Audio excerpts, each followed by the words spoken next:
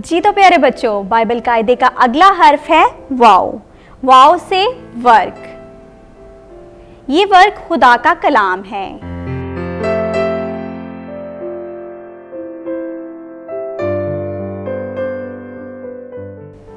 जिसका जिक्र मज़मूर 119 उसकी 105 आयत में हम पढ़ते हैं कि तेरा कलाम मेरे कदमों के लिए चिराग और मेरी राह के लिए रोशनी है। जी तो प्यारे बच्चों, बाइबल कायदे का अगला हर्फ है हे से हैकल।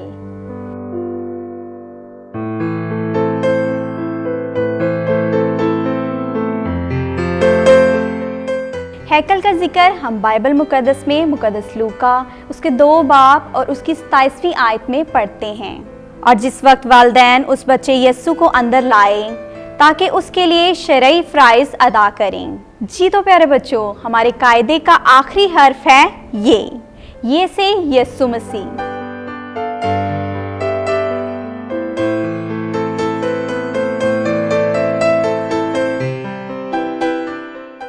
यीशु मसीह का जिक्र हम बाइबल मुकद्दस में मुकद्दस यूहन्ना उसके 14 बाब और उसकी 4 आयत में पढ़ते हैं।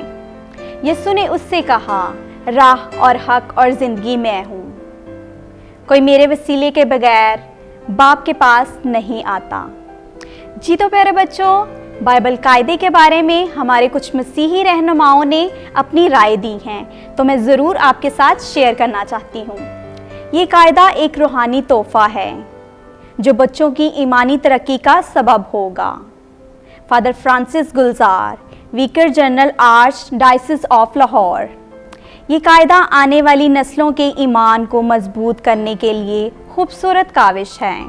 ये कहना है पादरी Shahid Maraj, dean of Lahore cathedral church of Pakistan.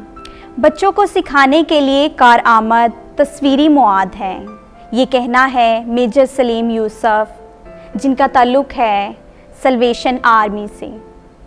ये बाइबल सिखाने का मुनफरिद अंदाज है। ये कहना है Emmanuel Ninu, executive secretary Pakistan Catholic bishop commission for catechist. ये बाइबल के अल्फाज का जामे ज़ख़ीरा है। ये कहना है Ansar Javed, national director starfish Pakistan.